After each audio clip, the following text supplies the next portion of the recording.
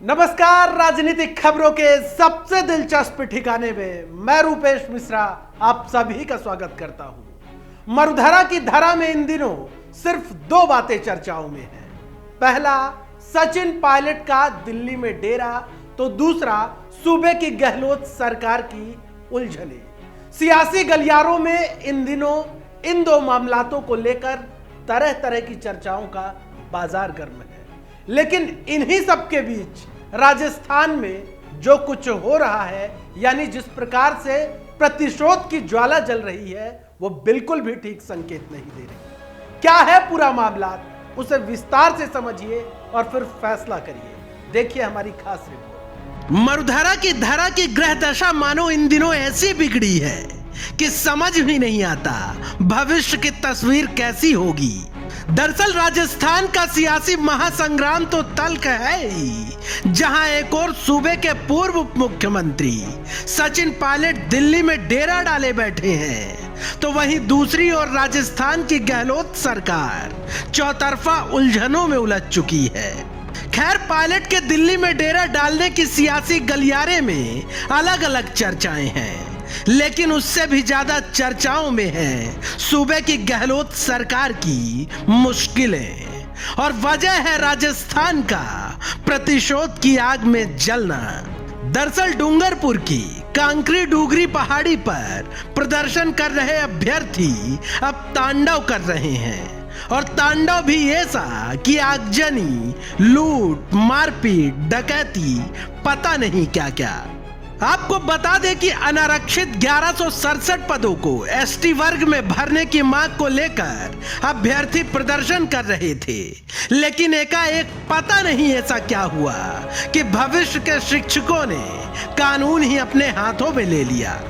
तस्वीरें इतनी भयावह हैं कि प्रदर्शन करने वाले किसी भी सूरत में अभ्यर्थी मालूम ही नहीं पड़ते, बल्कि ये उपद्रवी है, उपद्रवी। करोड़ों की संपत्ति खाक कर दी, ट्रकों कंटेनरों को खुलेआम फूंक दिया, लोगों के घर पर हमला बोल दिया, होटलों, राहगीरों, दुकानदारों तक को लूट लिया। यानी यूं समझिए कि किसी को नहीं बख्शा। भीड़ को देखकर साफ पता चल रहा है कि ये ना तो अभ्यर्थी हैं और ना ही इन्हें भविष्य की कोई चिंता, बल्कि ये गुंडे हैं और लठैत। यदि वाकई इन अभ्यर्थियों को सूबे की हुकूमत से आर पार की जंग लड़नी थी, तो आप धरना करते, प्रदर्शन करते, लेकिन विरोध का ये तरीका कहीं से कहीं तक जायज नहीं लगता। खैर, सूबे के निजाम ने भी पूरे मामले पर पैनी निगाहें बना रखी हैं। साहिबान की निगाहें ऐसी बनी है कि खाकी अपनी जान बचाती फिर रही है। 1000 पुलिस, 5000 उपद्रवी, क्या होगा? वही हुआ जो होना था। उपद्रवियों ने खाकी को कई किलोमीटर तक खदेड़ दिया। खाकी मारी मारी फिर रही है। वाह रे सरकार, कितने बढ़िया इंतजामात किए। खैर, सरकार सक्रिय है या सक्रिय होने का दिखावा कर रही, ये तो साहिबान और उनके शागिर्द अफसर ही जाने। लेकिन कल जब मीडिया ने शिक्षा मंत्री गोविंद सिंह डोटासरा से सवाल दागा, तो डोटासरा सियासी बयानबाजी करते हुए पल्ला झाड़ लिया। मेरा आग्रह है उन आंदोलनरत छात्रों से, वहाँ के जनप्रतिनिधियों से, कि वो आए, मुख्यमंत्री जी के साथ हम लोग बैठक कर लेंगे, चर्चा कर लेंगे। अगर किसी भी तरीके से कोई भी कानून के 1% भी बिंदु के आधार पर अगर किसी एक व्यक्ति को भी नौकरी मिलती है, तो राजस्थान की सरकार वो फैसला करने को तैयार है। आपको बता दें कि पूरे मामले पर कल मुख्यमंत्री निवास में भी बैठक हुई, और आज उदयपुर में भी वार्ता के लिए सरकार की ओर से प्रतिनिधि मंडल भेजा गया, जिनमें जनजाति मंत्री अर्जुन सिंह बामनिया और बीटीपी विधायक राजकुमार रोत सहित अन्य लोग शामिल हैं।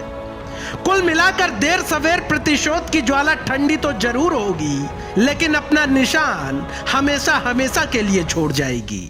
लिहाजा जरूरत है सूबे की सल्तनत को और सक्रिय होने की, अन्यथा हालात अभी और बिगड़ सकते हैं, और हालात यदि और बिगड़े तो सरकार की चिंता चरम पर जाना लाजमी है। Bureau report, the fact India. तो देखिए आपने हमारी खास रिपोर्ट कि कैसे इन दिनों राजस्थान का एक हिस्सा प्रतिशोध की ज्वाला में जल रहा। किस प्रकार से जो भविष्य के शिक्षक हैं वो कानून को अपने हाथों में ले रहे हैं, जाहिर तौर पर यह अच्छे संकेत नहीं है। यदि अभ्यर्थियों को अपनी मांगे मनवानी है, सरकार के समक्ष अपनी बातें रखनी है, तो विरोध प्रदर्शन के कई तरीके हो सकते हैं, लेकिन इस प्रकार से हिंसा, आगजनी, लूटपाट कहीं से कहीं तक जायज नहीं है। लिहाजा हम एक जिम्मेदार चैनल होने के नाते तमाम उन अभ्यर्थियों से अपील करना चाहते हैं कि कतई ऐसी हिंसा ना करें। यदि आपकी कोई मांगे हैं तो सरकार के समक्ष आए और राजधानी जयपुर में आप विरोध प्रदर्शन करें, लेकिन इस प्रकार से हिंसा पर उतारू नहीं हो। दोस्तों, कल फिर हाजिर होंगे सियासत की एक दिलचस्प खबर के साथ। तब तक के लिए नमस्कार।